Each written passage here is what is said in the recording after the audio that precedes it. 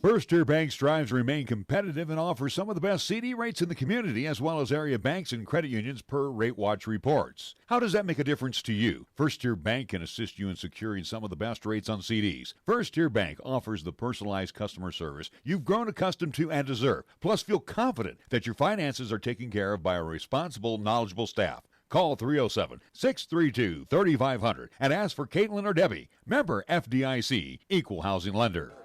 Under the definition of fun in the dictionary, they need to include 2 more words: Wyoming Downs. It's the perfect way to have fun with new and even more exciting simulcasting games on display, including Classic Heat, Great American Racing, Samurai Legacy, plus the Great Jackpot. That's just a sampling of fun that's happening today at Wyoming Downs. Make sure to get your player's card to enjoy triple points on Sundays, double points on Mondays. There's Mystery Moolah every Friday and Saturday, plus other special promotions going on at Wyoming Downs, with 2 fun locations in the Cheyenne Plaza at 3617 East Lincoln Way and at the Outlaw Saloon at 312 South Greeley Highway. Remember, for more information, go to wydowns.com. Here's the latest weather forecast on 1480 KRAE. Well, the Y's for today, mostly sunny. Expect a daytime high of 81, partly cloudy for tonight with our low down to 54 degrees. Tomorrow, Wednesday, continued mostly sunny. We're looking for a daytime high of 87 with a chance for showers and afternoon thunder boomers. Wednesday night, partly cloudy, low down to 57 degrees. And for Thursday, mostly sunny. We're calling for a daytime high of 84 with isolated showers and thunderstorms during the afternoon. We're taking Cheyenne, Wyoming Sports Talk Radio to a whole new level. This is Wyoming Sports Talk Today. Don't look at me. I think these people are completely nuts. Stop this crazy thing! And it's only here on AM 1480 KRAE.